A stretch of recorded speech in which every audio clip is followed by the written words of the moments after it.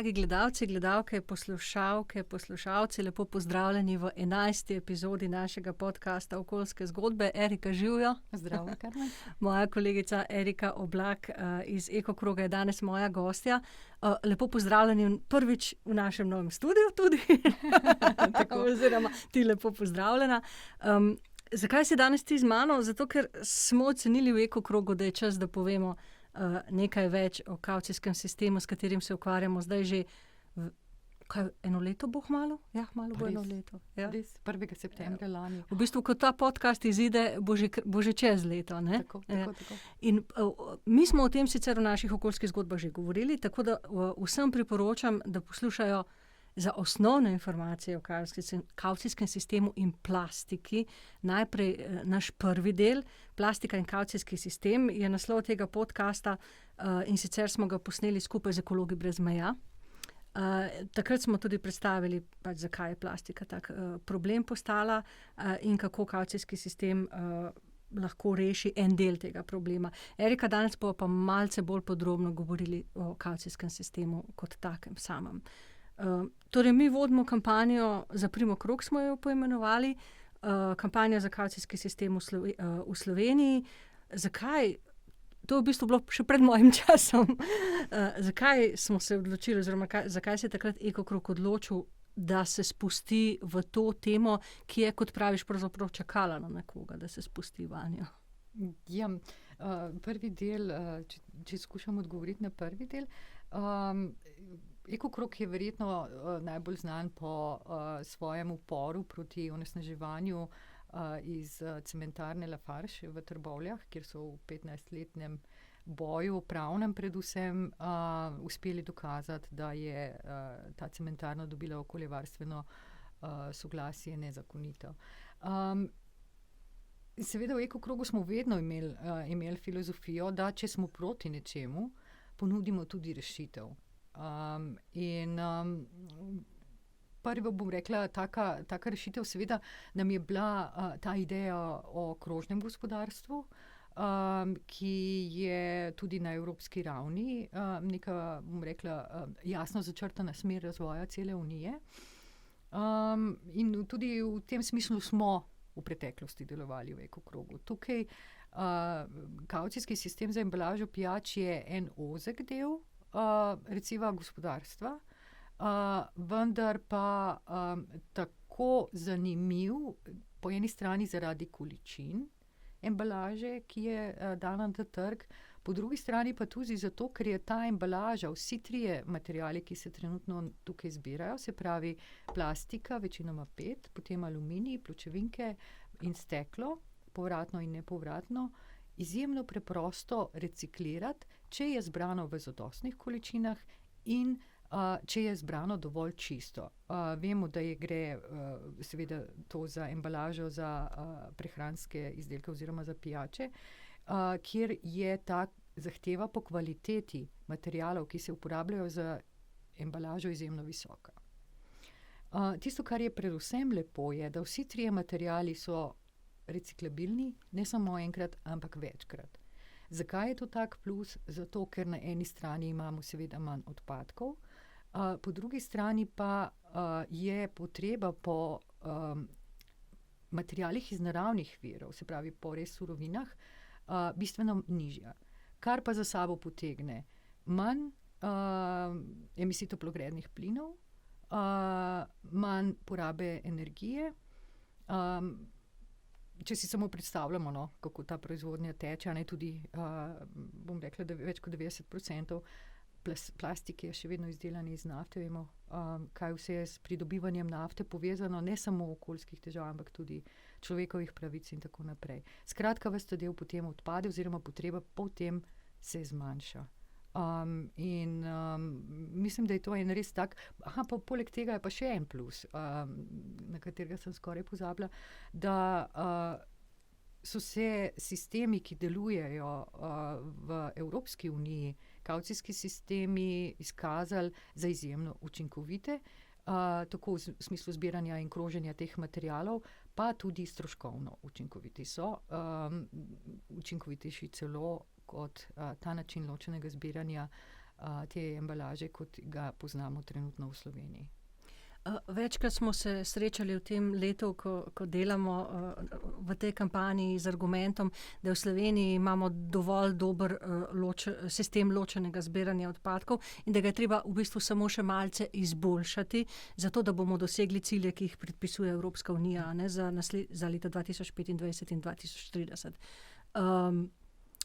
Ali res tako dobro deluje, da tega ne potrebujemo? Tukaj sta dve težavi, ne. Pri ločenem zbiranju je vedno tako, da relativno preprosto dosežemo, 50, 60, 70% celo lahko, ne. Potem pa to postaja vedno bolj težko. V smislu, da je treba večji trud, da ljudje res striktno ločujejo, kot je do tega praga, drugo pa tudi stroškovno. V Avstriji so ravno zaradi ciljev Evropske unije, ki si jih omenjala, namreč v 25 je treba 77% plastenk ločeno izbrati in jih usmeriti v recikliranje, do leta 2030 pa že 90%. In v Avstriji so naredili, Avstrija seveda ima primerljiv sistem, kot ga ima Slovenija, in so naredili analizo 4 scenarijev, kako te cilje bi lahko dosegli. Eni od teh scenarijev, ti prvi 3 scenariji so šli v smer večje intenzivnosti ločenega zbiranja v rumenih zabojnikih, tako kot imamo mi, potem dodatnega izločanja iz mešanih komunalnih odpadkov, ampak so na koncu ugotovili, da pravzaprav ti scenariji ne bi lahko dosegli nekje do 80%, se pravi do 25, cilj bil celo izpolnjen, da pa je težava v tem, da bi to bilo mogoče zgolj z nesorazmerno visokimi stroški. Zakaj? Zato, ker je treba vse mešane komunalne odpadke dodatno sortirati, zato da izločijo še nekaj procentov potrebnih do te cifre, da izpolnijo cilj. Izkazalo se je v Avstriji, tako kot tudi v vseh obstoječih sistemih, da so stroškovno in v smislu doseganja ciljev daleč najboljši način prav kavcijski sistem. Te sisteme zdaj pozna že 12 držav, oziroma jih uporablja, ne? 12 držav v Evropi. Če sem prav štela, pa ne me zdaj prijeti za besedo, 8 jih do leta 2025 še načrtuje. Kakšne so skupne točke dobro delujočih kavcijskih sistemov po Evropi? Mi smo jih namreč kar nekaj že analizirali, pregledali. Seveda so razlike glede na specifičnost države, ampak nekatere točke so pa skupne. Ja, tako je. V bistvu dejansko res smo teh analiz, se pravi, sreča teh kavcijskih sistemov je tudi v tem, da so izjemno dobro analizirani. Tega informacij in materijala je relativno lahko dobiti. Poleg tega smo mi seveda tudi nekaj teh primerov obiskali, načrtujemo še kakega, da dobimo potem informacije z prve roke. Tisto, kar se je pokazalo v bistvu kot tiste točke, ključne točke za učinkovito delovanje sistema v smislu stroškov in seveda doseganja ciljev, je to, da je ponavadi oziroma v večini primerov gre za neko organizacijo, ki jo vzpostavijo trgovci in proizvajalci, ki pa deluje neprofitno, in ponavadi je to ena taka organizacija za celo državo. In ki vodi ta kavcijski sistem. Tako, vodi, skrbi za to, da deluje, skrbi za komuniciranje z javnostjo, za komuniciranje deležnikov, spremlja informacije, skrbi za pretok materialov, skrbi denarja. za to, tako, denarja, tudi kavcij, ne nazadnje, in seveda tudi za to, da potem te materiale usmerjajo v recikliranje. V nekaterih državah, predvsem skandinavskih, ko smo se pogovarjali, pravzaprav bi rekla, ne samo, da samo usmerjanje v recikliranje ni dovolj in tudi s tem niso kavcijski sistemi več zadovoljni, želijo ohraniti materiale znotraj industrije pijač, kar je seveda zelo smiselno. Kot smo prej omenili, gre za visoko kakovostne materiale, in tudi ni smiselno in logično, da bi jih pravzaprav reciklirali na način, da grejo ven iz te industrije. Zato, ker je potem seveda visoko kakovosten material lahko dobimo samo še izvornega, se pravi iz naravnih virov. Ne. Ta material, ki ga pa tako recikliramo, pa na koncu pristane kot odpadek, ne? Tako. Je jasno. Tako, in če recimo, ko neka PET plastika uide ali pa gre iz sistema, kjer kroži plastenka v plastenko, se ponavadi reciklira bodisi v obleko, ali pa se pravi v tekstil, ali pa v preproge, v nekaterih primerih tudi v te neke pladnje, na katere je potem pakirana hrana. Ampak vseh od teh primerov lahko naredi samo še eno življenje. Se pravi, ko obleko zavržemo, te obleke ne moremo več reciklirati, zato ker je plastika pomešana z naravnim materialom in je težko pravzaprav te materiale ločiti in jih spet spremeniti v neko nit, iz katerega nastane tekstil, ampak velika večina jih konča v sežigalnici. Ne? Enako je s preprogami, zelo težko se karkoli tudi naredi s temi pladnji. In če uspemo znotraj industrije pijač, se pravi visokokakovostno recikliranje nazaj v visokokakovostnem material, se ta material lahko večkrat zavrti. Ko ga ne moremo več vrteti, pa lahko pride še v eno življenje v drugačni obliki, preden konča, bom rekla, kot odpadek ali v sežigalnici in odlagališču, bog ne da je v naravi. Ne? In zato je pomembno to zapiranje kroga znotraj industrije. Enako je, ali pa zelo podobno je tudi z ostalima dvema materialoma aluminij. Aluminij ima trenutno zelo visoko ceno na trgu sekundarnih surovin, tako da tukaj je res minimalna težava z recikliranjem. Je pa, recimo, mi smo dobili nekje, mislim, da celo ti, Karmen, izbrskala eno informacijo, da recikliranje ene pločevinke prihrani toliko energije, da bi lahko z njo napajali televizijo 3 dni. Nekaj časa, ja. Ja, tako tudi v primerjavi recimo z aluminijem iz naravnih virov, mislim, da recikliranje prihrani 95% energije. Ne. Se pravi, vse to ima smisel, s steklom je podobno. Pri steklu je pa seveda še lepša zgodba, če uspemo ali pa če bi z vzpostavitvijo kavcijskega sistema postavili osnovo, na kateri bi spet razvijali nazaj povratne steklenice. Zdaj smo malo zašli, v bistvu. Želeli so povedati, kakšne so osnovne značilnosti dobro delujočih kavcijskih sistemov. Okay. Končali sva pri neprofitni organizaciji. Hvala, Karmen, to se meni redno zgodi. Potem, ena taka značilnost je, da je potrebno imeti precej razvejano mrežo vračilnih točk. To pomeni, da je seveda za nas kupce, ki ko kupimo pijačo, plačamo nek znesek kavcije, ko vrnemo pijačo nazaj v trgovino, to kavcijo odprememo nazaj. In seveda, da to lahko naredimo, je dobro, da kavcijski sistem vzpostavi široko mrežo.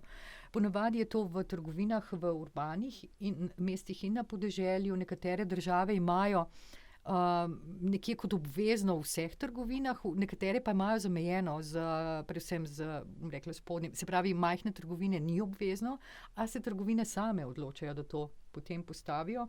Zato zaradi konkurenčnosti, ker seveda, ko jaz kot kupec grem v trgovino, nesem nazaj embalažo in tam upravim tudi nakup. Skratka, razvejana mreža, dober logistični sistem. Slovenija je, hvala Bogu, majhna in zato ima ta kavcijski sistem še večji smisel, ker ni veliko dolgih transportnih poti. Pa potrebno je seveda tudi potem zagotoviti ustrezno kroženje teh kavcij, da ni kateri od teh deležnikov, ki so v sistem vključeni, tisti, ki kreditira cel sistem, poenostavljeno povedano. V tujini so kavcijski sistemi, lahko rečemo temu, starejši. Recimo Švedska je pionirka kavcijskih sistemov iz leta 1984, potem so nekateri zelo mladi. To je recimo Slovaška, ki je začela letos z izvajanjem kavcijskega sistema. Kakšne so njihove izkušnje, ko začnemo s tem sistemom? Kaj je najbolj pomembno? Najbolj pomembno je, da to te sprašujem zato, ker bojo potem prišli na uredbo. Ja, okay. Najpomembneje je to pa vsi poudarjajo, da se pravočasno sedejo za mizo vsi deležniki in dogovorijo sistem, s katerim se vsi strinjajo in ki ga vsi podpirajo. Kar je seveda logično, če želiš, da nek sistem učinkovito deluje. Ne? Tukaj so predvsem proizvajalci in trgovci. Tisti so največji del, bom rekla, tega sistema, in je to popolnoma logično. In seveda zraven tudi vsi tisti, ki so udeleženi v sprejemanju zakonodaje. Tukaj imam v mislih ministrstva, ne samo Ministrstvo za okolje, ampak tudi Ministrstvo za gospodarstvo, Ministrstvo za finance. In to je ena najbolj pomembnih stvari. Druga zelo pomembna stvar, ki jo vsi poudarjajo, pa komuniciranje, komuniciranje, komuniciranje. Se pravi, preden je sistem vzpostavljen, da kavcijski sistem stalno komunicira, kdaj se bo začel, na kakšen način bo deloval, zakaj, kakšne so prednosti. Potem je to komuniciranje izjemno pomembno, seveda tudi v tem vmesnem obdobju, ko so na policah še vedno neke, recimo neka voda, ki je v plastenki, pa pa nima še oznake kavcijskega sistema, za njo nismo plačali kavcije in je ne moremo vrniti, zraven imamo pa že kavcijsko embalažo, skratka.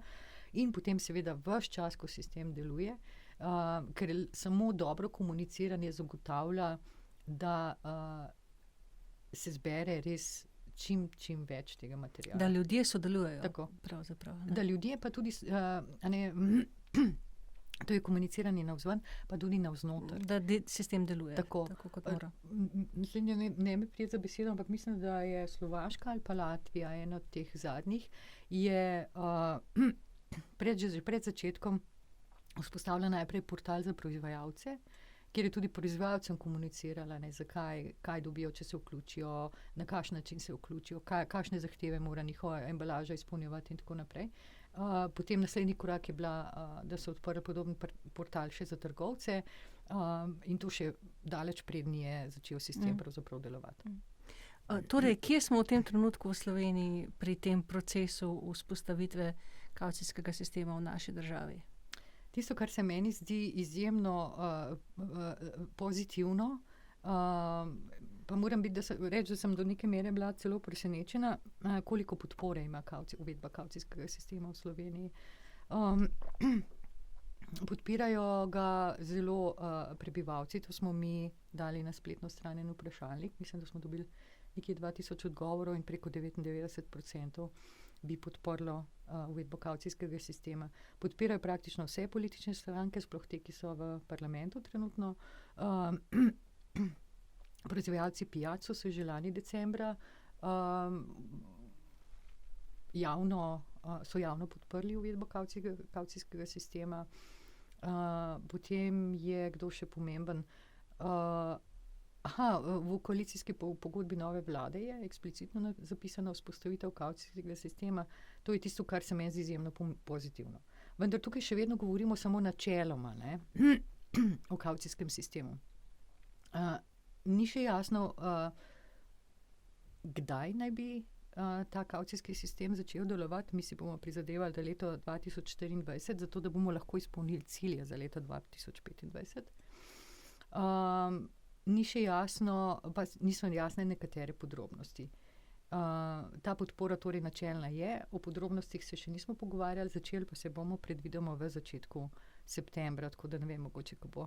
Ko bo tale podcast objavljen, bodo ravno prvi pogovori tekli. Tako in tam bomo pravzaprav videli šele res, kako deležniki razmišljajo, in kakšen odnos imajo do teh stvari, ki sva jih v bistvu do zdaj povedali. Se pravi, kdaj naj bi sistem tekel, kako naj bi bila vzpostavljena ta organizacija, bo neprofitna, ne bo neprofitna, katero vrsto embalaže oziroma pijač bo seveda vključevala, lahko nekateri sistemi vemo v EU, da vključujejo, mislim, da 4 samo pločevinke in plastenke, 8 jih tudi steklo. Zdaj bomo videli, kako se bo Slovenija odločila oziroma kaj bojo deležniki rekli. In tako naprej. In najbolj zahtevni je po moje ta del, ko se bo postavila uredba, ko se bo prilagajalo vso zakonodajo, ki je za to potrebna. Mogoče bo treba tudi, ne vem, zakon o varstvu okolja kaj spremeniti. Bomo videli, kako bo to skratka teklo. Če do konca leta sprejmemo to uredbo, potem je cilj, da bi sistem deloval leto 2024 dosegljiv.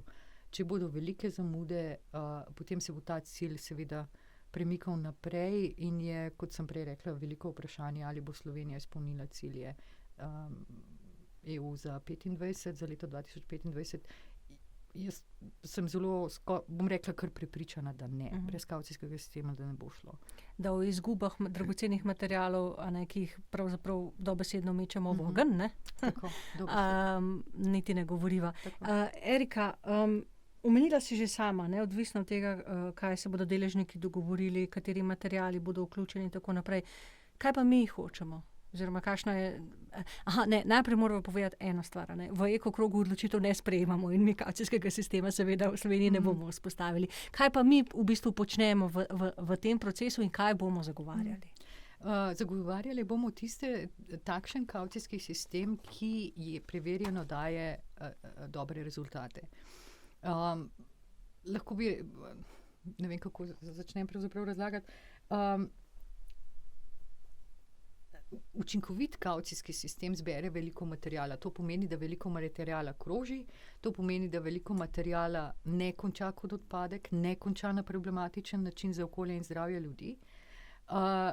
Potrebne niso zmanjša se potreba po izvornih surovinah, to pomeni tudi manj onesnaževanja, CO2, manj porabljene energije in tako naprej. To je naš cilj. Naš cilj so okoljski cilji, ki jih dosežemo preko kavcijskega sistema. Zato boljše cilje okoljske dosežemo, če sistem učinkovito deluje.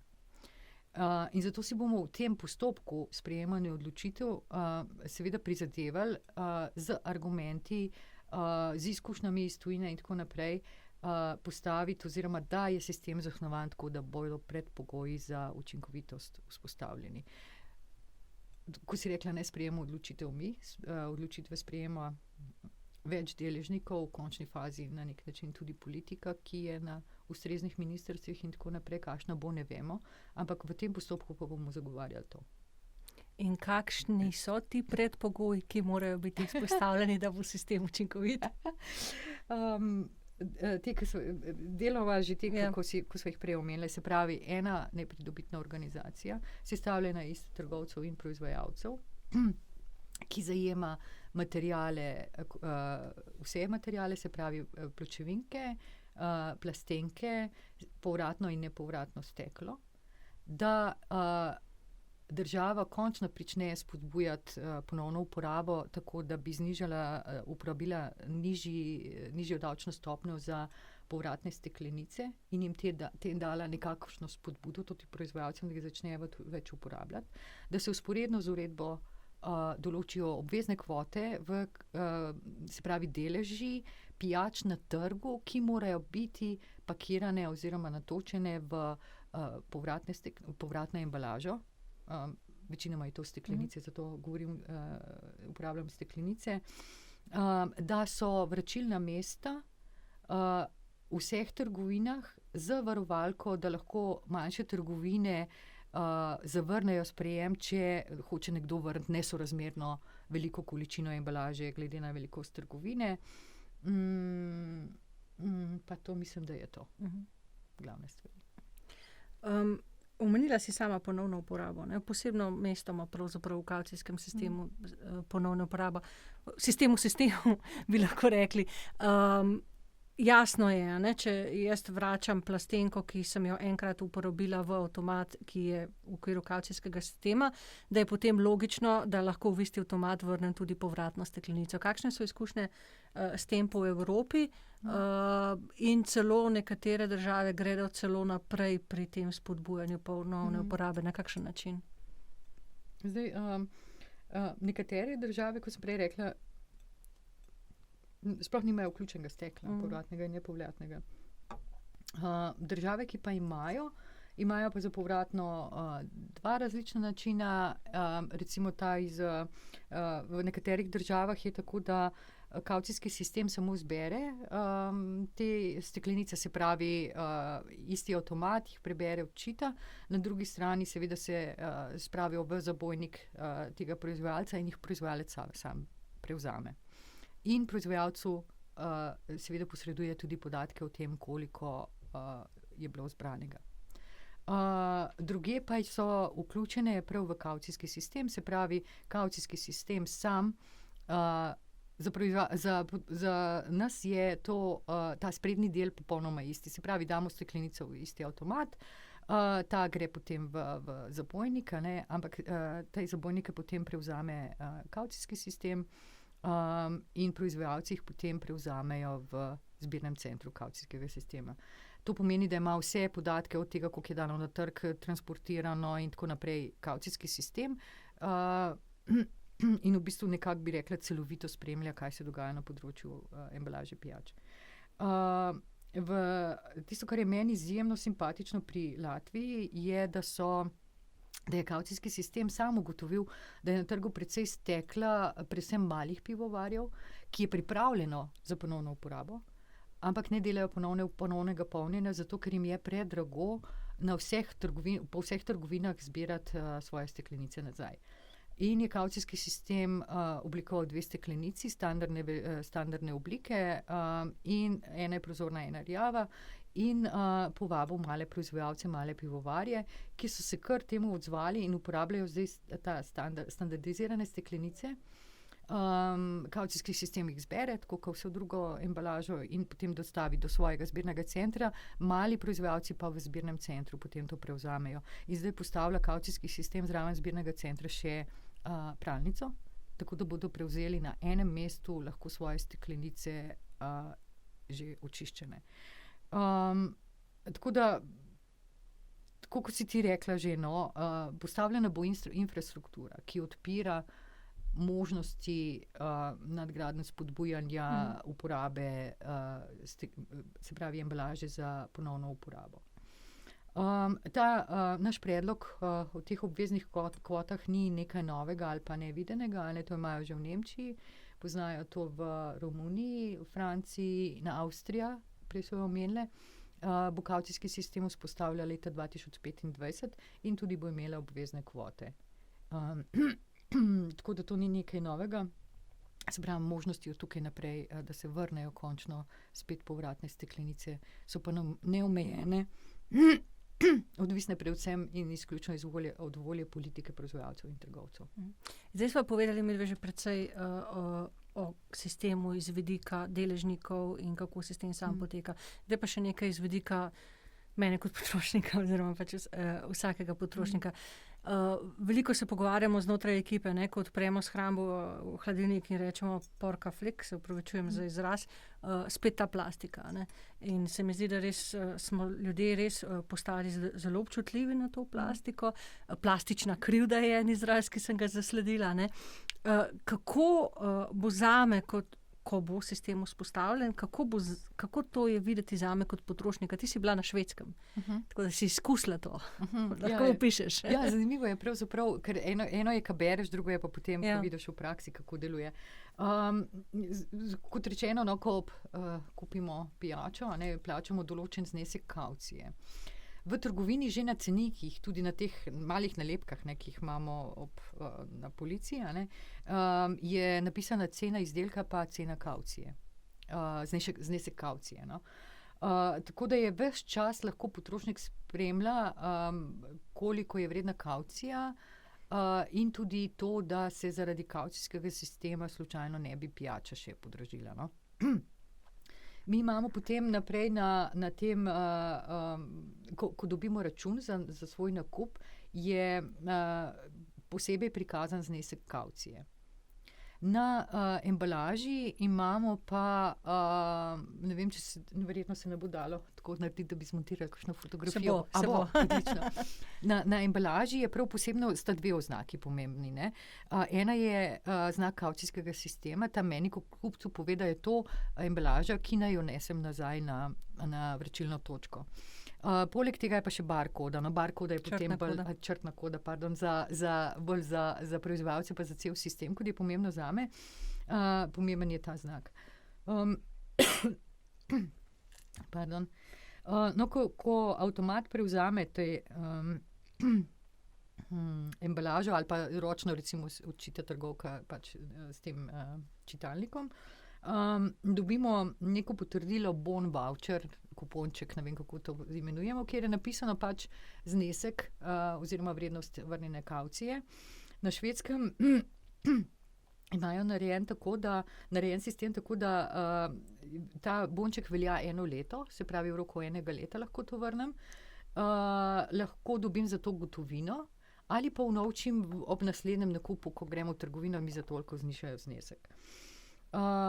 Potem so pa zanimive še druge možnosti. Tukaj na Švedskem recimo smo videli, da lahko recimo kavcijo tudi doniramo, a ne, tam na avtomatu izberemo doniraj, gumbek doniraj, potem pa se prikaže seznam organizacij, katerim lahko doniramo, in če kliknemo na želeno in doniraj, v bistvu dobimo potrdilo, da je bilo ta znesek doniran določeni organizaciji. V nekaterih državah imajo možnost tudi nabiranja oziroma dodajanja k točkam zvestobe. Mislim pa, da nekatere države tudi možnost nakazila na tekoči račun.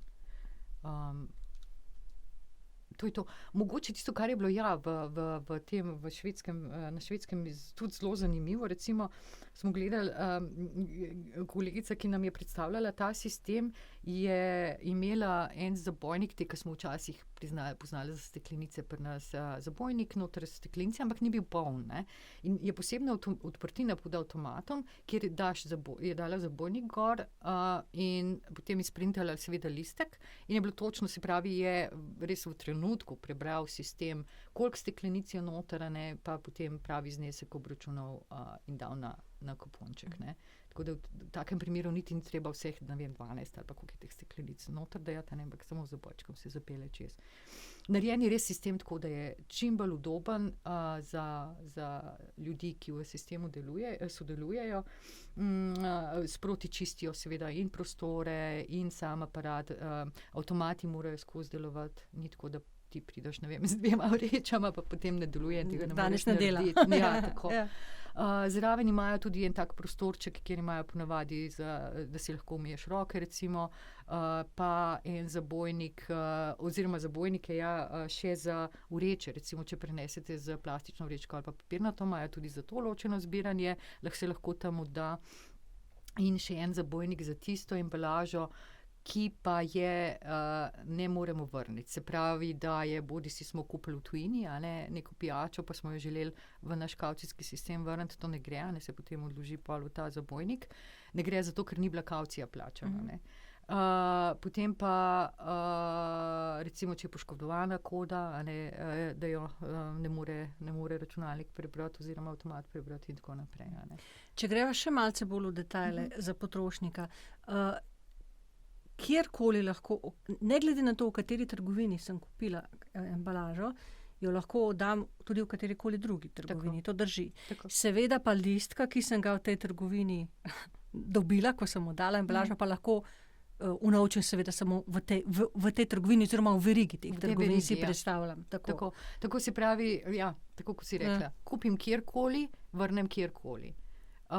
Unovčim pa bonček lahko v tisti trgovini ali tisti verigi trgovine. Kjer sem dobila ne morem listek. iz trgovine, Tako, iz tako. verige recimo nekje drugje vnovčiti. Ne vem, če smo dovolj jasno povedali, deluje tako, da lahko zmanjšaš si račun nakupa ali dobiš gotovino, ne, izplačano. Tako. Slovenci poznamo kavcijski sistem, nekateri zelo dobro iz Hrvaške. Zakaj mi ne želimo ravno zelo poudarjati hrvaškega kavcijskega sistema, ki so, kljub temu, da pač deluje že toliko let in gotovo dosega tudi, ne, dobre rezultate, ki so pa falili. In mi ne želimo, da se to zgodi. Najbolj so zgrešili pri tem, da uporabljajo iste kode na embalaži, kot so jih uporabljali prej. Za razliko od, recimo temu, kod, ki jih uporabljamo danes proizvajalci, bo in zdaj nosila po uvedbi kavcijskega sistema koda nosi tudi informacijo, na katerem trgu je bila dana, na kateri trg je bila dana, v kateri državi. Kar pomeni, da v Sloveniji ne boste mogli vrniti embalaže pijač, ki ste jo kupili v Avstriji ali v Italiji ali na Madžarskem ali na Hrvaškem. Ali obratno. Zato, ker ima nacionalno kodo. Zdaj, tisto, s čemer Hrvaška ima problem, je, da te kode ne uporablja nacionalne kode, saj kot je meni znano, razen če so nedolgo tega to seveda spremenili. Lahko recimo kupim Coca-Colo v Sloveniji, Zato, ker je na hrvaškem trgu tudi Coca-Cola prisotna in nosi to isto črtno kodo, lahko vrnem v kavcijskem sistemu na Hrvaškem. In dobim kavcijo. In dobim kavcijo, kar pomeni, da kradem kavcijskemu sistemu, zato ker kavcije nisem vplačal. Tako. In tukaj je bo mogoče res ena največja slabost, tega sistema. Poleg tega, če je meni znano, pa to ni nujno, da je ravno slabost, je med ustanovitelji te organizacije tudi država z eno od svojih agencij. Tako da, se pravi, ampak to ni nujno slabost, ampak ja, največja slabost je ravno to. Ne uporaba nacionalne črtne kode. Ničesar še nisva rekli o stvari, ki nas tudi zelo zanima, seveda kot kupce, to je višina kavcije. Kaj meniš o tem, kakšna mora biti? Oziroma, načeloma nam je jasno, kakšna mora biti. Ja, predvsem mora biti dovolj visoka, da nas motivira, da nesemo nazaj. Če bi dobili za embalažo 1 cent, potem bi redko koga verjetno motiviralo, da to embalažo vrne.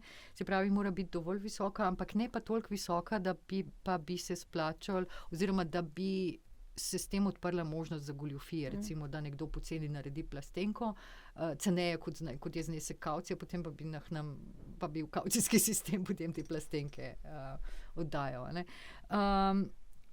Tako da primerna mora biti. Zdaj, jaz nisem strokovnjak za trge, trgovino in tako naprej, tako da če me vprašaš, ali je zadost 10 centov ali je zadost 15 centov, ti težko odgovorim, ampak nekje tukaj. Tudi ko smo delali oziroma povprašali pred volitvami politične stranke o njihovem odnosu in nekaterih detajlih kavcijskega sistema, smo dobili ta dva odgovora, bodisi 10 ali pa 15 centov. Tako nekje se mi zdi dobro. Kako je pa v tujini? A je višina kavcije enotna ali je različna glede na material, na velikost embalaže? Velika večina držav ima, sploh teh novejših, ima en znesek za vso embalažo, kar zelo poenostavi sistem konec koncev. In tudi nekako ima neko logiko, da pravzaprav to, ali je neko embalažo preprosto reciklirati, poceni preprosto, drago ne tako preprosto, regulira višina embalažnine, ki jo proizvajalci plačujejo, ne kavcija. Ker kavcija v bistvu je tisto, kar ima njena vloga je motivacija mene kot potrošnika. Skratka. Nekatere druge države, ki pa so v manjšini, pa imajo različno znesek kavcije glede na velikost in glede na material. Tako da kakšen sistem je boljši, kakšen slabši, mogoče jaz res težko ocenjujem. Z vidika tega, da je sistem poenostavljen, pa je verjetno se večina držav odloča za en znesek. Za vse. Še malo bi se dotaknila embalaže. Imamo seveda plastiko, imamo pločevinke, imamo steklo. Pomemben del embalaže je pa kartonska embalaža, ki jo uporabljamo. Dobili smo že kar nekaj vprašanj glede tega, kaj pa po domače rečem tetrapaki. Nekatere države eksperimentirajo, pa ne eksperimentirajo, pa kaj menimo mi o tem, o vključitvi tako imenovanih tetrapakov v kavcijski sistem? Kar me postavlja težko vprašanje. Mislim, kaj menimo mi, je jasno, seveda. Tako je v teh obstoječih evropskih sistemov še nobena država ne vključuje teh kartonov. Mislim, da iz 2 razlogov. Prvi je ta, da do nedavna tudi avtomati nekako niso znali dobro, tako so mi ti strokovnjaki razlagali, niso znali dobro prebrati, ker ta je štiriglata, druge so vse okrogle, niso znali dobro prebrati barkode. Menda je zdaj že tako, da so izpopolnjeni ti avtomati in da to sploh ni več težava. Tisto, kar mi vidimo kot večjo težavo, je seveda, kaj se zgodi potem z to embalažo. Ker če jo zbiramo embalažo za sežig, je popolnoma vseeno, če jo pustimo v rumenem zabojniku, ki tako večinoma v sežigu konča. Če pa je zagotovljeno recikliranje, potem seveda nimamo niti najmanj proti, da bi se tudi to vključilo. če seveda je recikliranje zagotovljeno za vso količino, ki se ločeno zbere. Vem, da obstajajo že načini recikliranja, ker se da pač ločiti, ker ta embalaža je sestavljena iz 3 materialov, iz plastike, iz aluminija in iz kartona. Papirnice znajo to že ločati med sabo in tudi vse 3 usmeriti v recikliranje. Kot rečeno, pa nisem čisto prepričana, če zaenkrat še če je možno res toliko večje količine, ki bi bile zbrane v Sloveniji, usmeriti recikliranje. To je moja največja skrb, ampak če je to zagotovljeno, potem seveda nimamo nič proti, nasprotno. Zdaj te bom vprašala še eno čisto tipično slovensko vprašanje. Slovenci smo nagnjeni k temu, da novitete včasih malce težko sprejmemo, morda zaradi izkušenj in na področju odpadkov. Smo se večkrat že upekli. Tudi stanje, kakršno je pač ni ravno. Dvomljivci pravijo, da se bo s tem sistemom spet nekdo okoristil in pač zaslužil. Mastno zaslužil.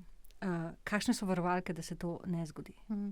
To je zagotovo to, na čemer bomo res, oziroma kar si bomo res prizadevali, da je ena nepridobitna organizacija upravlja sistemom. Zakaj ena? Zato, ker je dosti bolj transparentna.